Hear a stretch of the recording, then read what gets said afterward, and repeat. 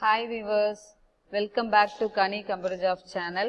இப்போ நம்ம சேனல்ல என்ன பார்க்க போறோம்னா CSIR UGC NET எக்ஸாம் அதோட ரிசல்ட் ஜூனோட எக்ஸாம் வந்து டிசம்பர்ல நடந்தது. ஸோ அந்த எக்ஸாம் எல்லாரும் எழுதி முடிச்சிருப்பீங்க. ஸோ அதோட ரிசல்ட் வந்து போட்டுட்டாங்க.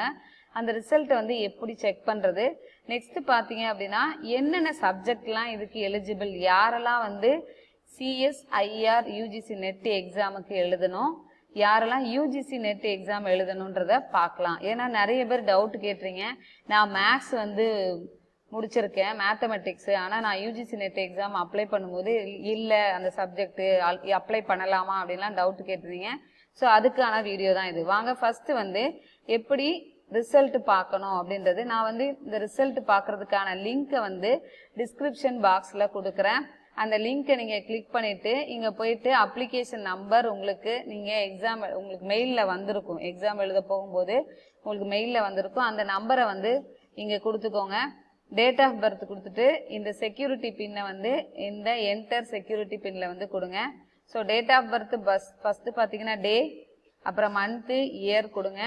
நெக்ஸ்ட் இங்கே என்டர் செக்யூரிட்டி பின் கேட்கும். ஸோ அதில் கேஸ் சென்சிட்டிவ் இங்கே வந்து எல் கேப்ஸில் இருந்துச்சுன்னா நீங்களும் எல் வந்து கேப்ஸில் தான் கொடுக்கணும். 90 கொடுத்துட்டு இது வந்து உங்களுக்கு ஒரு மிஷினில் நீங்கள் கொடுக்கும்போதும் டிஃப்ரெண்ட்டாக இருக்கும். அந்த செக்யூரிட்டி பின்னை என்ட்ரு பண்ணுங்க. ஓகேவா? ஸோ இதுதான் வந்து நீங்கள் இது போனதுக்கு அப்புறம் உங்களோட சப்ஜெக்ட் நீங்கள் எழுதிருப்பீங்க. அந்த சப்ஜெக்டில் நீங்கள் இண்டிவிஜுவலி என்ன மார்க்ஸ் எடுத்திருக்கீங்க அப்படின்றது டீட்டெயில் இருக்கும். ஸோ நீங்கள் குவாலிஃபை ஆயிருந்தீங்க அப்படின்னா நீங்கள் பாஸ்ன்றது வந்திருக்கும். குவாலிஃபை ஆயிட்டீங்க அந்த எக்ஸாமுக்கு, அதாவது ஜூனியர் ரிசர்ச் ஃபெல்லோவுக்கு ஒரு பர்சன்டேஜ் இருக்குது, அந்த பர்சன்டேஜ் எடுத்துட்டீங்கன்னா JRFக்கு நீங்கள் எலிஜிபிள் அப்படின்றத போட்டு வரும். JRF அண்ட் அசிஸ்டன்ட் ப்ரொஃபஸருக்கு எலிஜிபிள் அப்படின்னு வரும். அப்படி நீங்கள் JRFக்கு நீங்கள் ஏஜ் இல்லாமல் இருந்துச்சு அப்படின்னா உங்களுக்கு அசிஸ்டன்ட் ப்ரொஃபஸருக்கு எலிஜிபிள் ஆயிருந்தீங்க அப்படின்னா அந்த டீட்டெயில் வந்து அங்கே வந்திருக்கும். நீங்கள் மார்க்ஸ் ஸ்கோர் பண்ணல அப்படின்னா நீங்கள் நாட் பாஸ் ஷார்ட் லிஸ்டட் அப்படின்ற மாதிரி இருக்கும். ஓகே, நெக்ஸ்ட் இதில் எந்தெந்த சப்ஜெக்ட்லாம் எழுதலாம் அப்படின்றத பார்க்கலாம். இதுதான் நிறைய பேரோட டவுட்ஸாகவே இருந்துச்சு. List of join CSIR UGC NET subject and their quotes.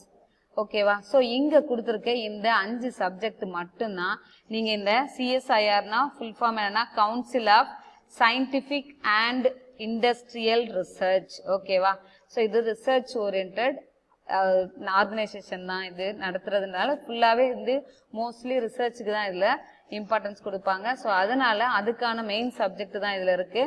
701 வந்து சப்ஜெக்ட் கோடு. இதில் கெமிக்கல் சயின்ஸ். ஸோ இந்த கெமிக்கல் ரிலேட்டடாக நீங்கள் படிச்சிருக்க எல்லாருமே வந்து இந்த சப்ஜெக்டை தான் வந்து நீங்கள் கொடுத்து CSIR UGC NET எக்ஸாம் தான் நீங்கள் எழுத முடியும்.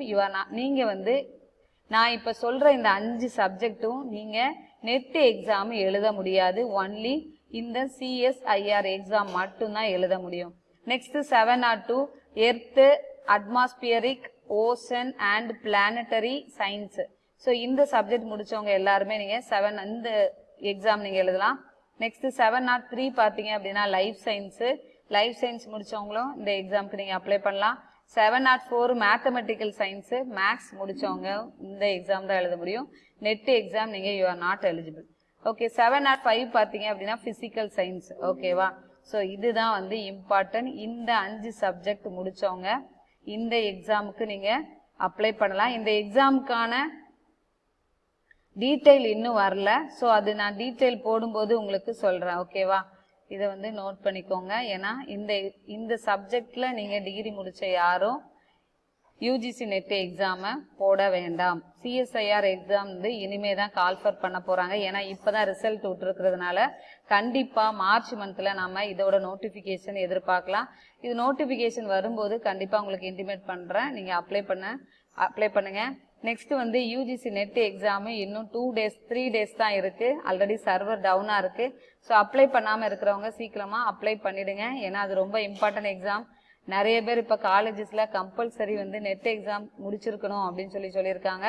அதனால அந்த சப்ஜெக்ட் நீங்கள் அப்ளை பண்ணணும்னு நினச்ச எல்லாருமே வந்து அப்ளை பண்ணிடுங்க. ஓகேவா?